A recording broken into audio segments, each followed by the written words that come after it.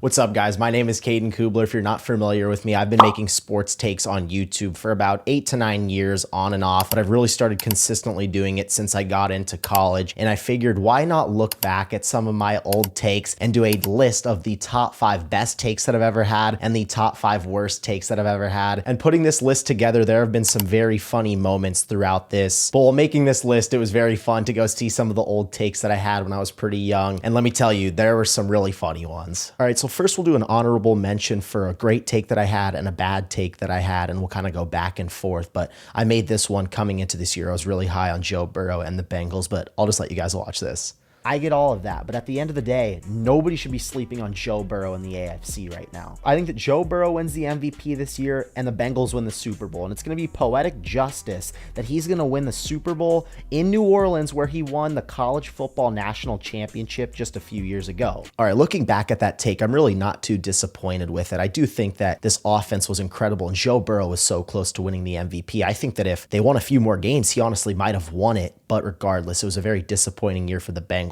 But I did not think at all like that was a crazy take in the moment, and that's why we got it on the honorable mention in terms of the bad takes that I've had. All right, now we'll hop over to a honorable mention good take that I had, and this was a few years ago when originally the Ravens were not going to pay Lamar Jackson. They were kind of taking offers for him to see what his value would be, and now we know that he won the MVP after this, but I'll just let you guys watch this clip. The AFC is so stacked, it's insane. But if the Ravens let Lamar Jackson walk out of those doors, it'll be one of the worst moves in franchise history. Give this man the money that he deserves. Exactly. Give this man the money that he deserves, and Lamar Jackson has been balling ever since. I know he doesn't necessarily have the postseason success that everybody has been hoping for from him, but he's going to get there one day. I still believe in Lamar Jackson. It was a great decision for the Ravens to pay him. All right, now let's crack into the top 5 here. This was a very funny number 5 pick here for my worst takes that I've ever had. A few seasons ago, I was really high on Kawhi Leonard and the Clippers. I thought Kawhi, coming off this injury, he was going to be so determined to really make a deep postseason run and ultimately have a great season, but I'll just let you guys watch this one as well. Guy coming in at number 1 who I believe will win this award, who no one is talking about. And I'm talking about the MVP, by the way. So significantly, and it's Kawhi Leonard. Now everyone catch your breath. I know. Kawhi Leonard to win this award. A 32-year-old who can't stay healthy to save his life. I understand. I believe he will have a massive season if he can stay healthy. I keep bringing this point up, but you look at the 2 games he played in the playoffs against the Suns last year, this dude put up 34 points a game. I expect huge things from not only him, but the Clippers this season. All right, I think you guys get the point on that one. I'll give myself a little bit of a pass, and the reason why I put it at number 5 is because ultimately he did get hurt again. But man, Kawhi Leonard, when he was early on with the Clippers before he just continuously got injured, he really did show flashes that he could still be one of the best players in the NBA. And that's why I thought, man, if he could put together a full 82 game season, or at least play most of it, he could definitely put himself up there in that MVP conversation. But looking back, that wasn't a great one at all. Now, this was a take that I was very excited about. I was always very high on the J brothers, Jason Tatum and Jaylen Brown. And this was a video that I made right after the Celtics lost to the 8 seed Miami Heat. They were down 0-3. They pushed it all the way to that game 7, and they ultimately lost. And I remember everybody was freaking out because Jaylen Brown shot like 9% from beyond the arc. Everyone said that the Celtics would be crazy to pay him the Supermax deal. And I made this video right afterwards, standing in solidarity with Jaylen Brown. So where do the Celtics go from here? Is it time to move on from Jaylen Brown, or should they pay him the Supermax? The Boston Celtics would make a major mistake not re-signing Jaylen Brown and breaking up this duo. First of all, Jaylen Brown is a 26-year-old wing that is an elite scorer and defender. If the Celtics were to trade him, there's no equal value around the league to an elite young wing. I firmly believe we haven't seen the best of Jaylen Brown and Jason Tatum. Less than a year ago in the finals, JB was the most consistent player on the Celtics, and everyone called him better than Tatum. After one series, everyone is ready to write him off. Not so fast. Jaylen Brown has the upside of being a top 10 player in the league, and I believe that he's currently the best shooting guard in the NBA. Still stand on that. Better than Devin Booker. Yep. You can take recency bias out of this. Now, looking back, that was one of my favorite takes that I've ever had. Jaylen Brown not only won the title with the Celtics last year, but he won Finals MVP. Everybody was so critical of him that the Celtics absolutely could not pay him. JB stepped up when it mattered the most, and the Celtics captured banner number 18. Very excited about that take, but let's hop into number 4 in terms of the worst takes that I've ever had. And this one, oh boy, I let my bias creep over into this one. Matt Rule year 2, I expect big things out of this Nebraska program. They have a very easy schedule, and I think they're going to go 10-2 throughout the year. And I believe the Nebraska Cornhuskers are going to shock a lot of people, including you, Paul Feinbaum, and they're going to make the college football playoffs. I did say that Nebraska would make the college football playoffs. That is my favorite team in college football. I'd let my bias get in the way a little bit there. They only went 7-5, but the funnier part about it is I have part 2 of this clip. I actually doubled down about a few weeks later. Not great. I'm fully bought in on this Nebraska team. Defense wins championships, the Matt Rule effect is real, and they have this freshman quarterback who's gonna tear up college football. This Nebraska team could have very easily won 9-10 ball games last year, and people will sit here and tell you that you're crazy if you think they're gonna win 10 games this year. Give me the Cornhuskers at 11-1 making the college football playoffs.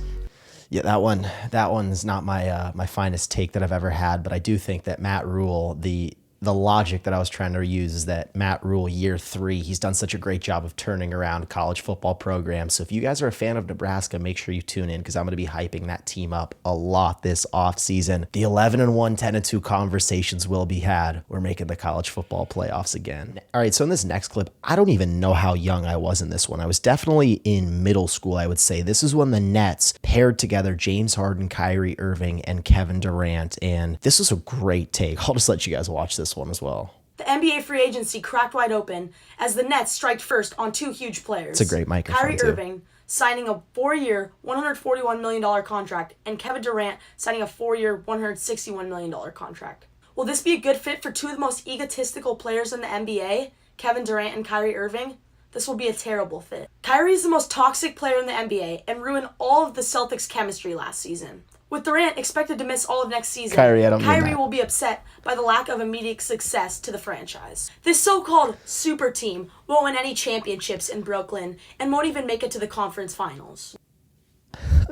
All right, looking back at that video, the logic was definitely kind of flawed on that. I should not have called out Kyrie and KD like that, but it was a great take all in all. That team did not end up making a conference finals once because KD's shoe was a little too big and it didn't count as a 3-pointer. But hey, I'm taking that to the bank. As a guy in middle school calling that with a super team, saying that they wouldn't even make any conference championships, that's a great take. Come on now. Okay, so we'll just kind of stay consistent in this theme here. We'll crack into the top 3. My bias towards the Phoenix Suns and Kevin Durant has shifted a little bit as I got those media credentials for them. Yeah, I might have made another bad take for Kevin Durant and the Phoenix Suns. Kawhi Leonard's going to have the Kevin Durant matchup, and Paul George is most likely going to have the Devin Booker matchup. That's going to leave Bradley Beal on either Russell Westbrook or James Harden, and he's going to be the deciding factor of who wins this series. I believe he's going to get the better of the Clippers.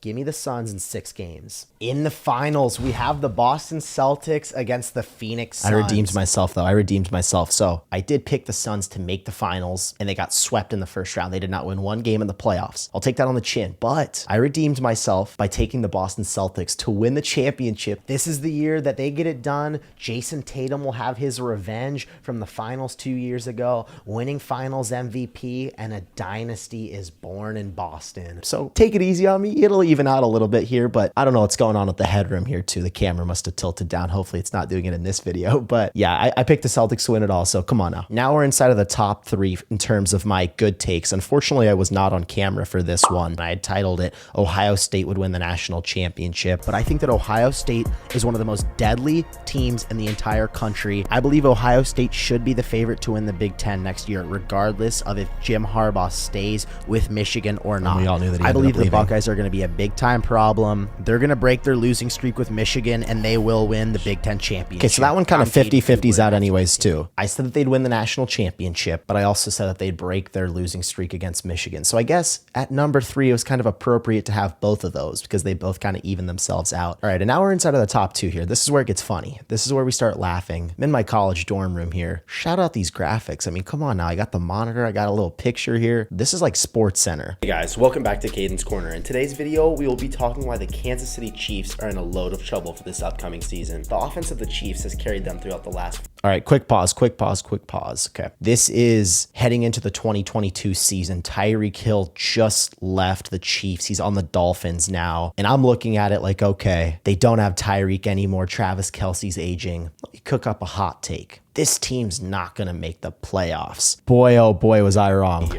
And the loss of Tyreek Hill will have a major effect on their success. The defense downgrading significantly will have the Chiefs relying on their rookie class to determine their defensive success. Every team that the Chiefs will face twice a year has improved drastically more than them, along with the rest of the AFC that has improved, where they will be fighting for a wildcard spot. On top of all of this, the Chiefs have a 5th ranked strength of schedule. All of these variables are why the Chiefs will not make the playoffs this year. All right, at least I said it with some confidence. That's got to count for something. This was a great take that I had as well. We're back in the college dorm room, but I had done film breakdowns for every single quarterback. I did one for Bryce Young, I did one for Anthony Richardson, and I did one for CJ Stroud. I said that CJ Stroud would be the best quarterback in this class, and that the Panthers should absolutely take him number 1, but I'll just let you guys watch the clip. The Panthers are rumored to potentially trade out of the number 1 pick if the organization doesn't agree on a guy they want to take. But as of right now, it seems like Stroud will go number 1. I think Stroud has a ton of potential and will continue to get better past his rookie year, and I love the thought of him as a franchise quarterback. Love that take. I think I pretty much nailed all of the quarterbacks in terms of that entire draft class, but I'll have all of those linked down below. But now we're down to the worst take I have ever had on the history of Caden's Corner. This is a rough one. This is a funny one to watch. This is when I was in high school and I did a Mac Jones film breakdown. I don't want to spoil too much of it here, but let's watch together. Mac Jones being in such a loaded conference and no new acquisitions to their wide receiver core, I think it'll take him more than 1 season to hop into the top 10 quarterback race.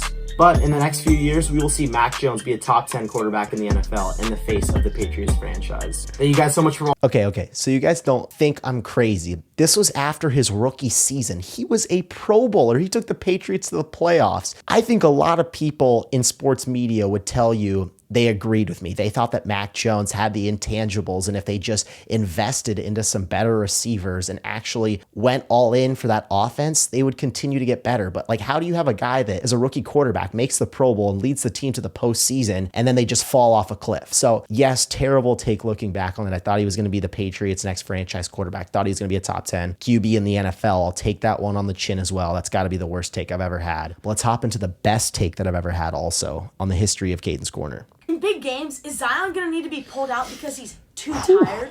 People. Forgot how young I was in this one as well. This is middle school me. This is 8th grade me before Zion Williamson got drafted now. If you remember, everyone said that Zion Williamson was this generational prospect. They all thought he was going to be the best player in the NBA since LeBron James. I legitimately remember those conversations being had, and you guys should go back and watch this video. It's pretty funny, but man, I was young. The voice is definitely very squeaky, but I am very proud of this take. Zion Williamson only played 3/4 of every game. Come on now. Not to mention the NBA games are 8 minutes longer, but the season has more than double the amount of games. Mark my words, solid logic. Zion Williamson will be the biggest bust in NBA history.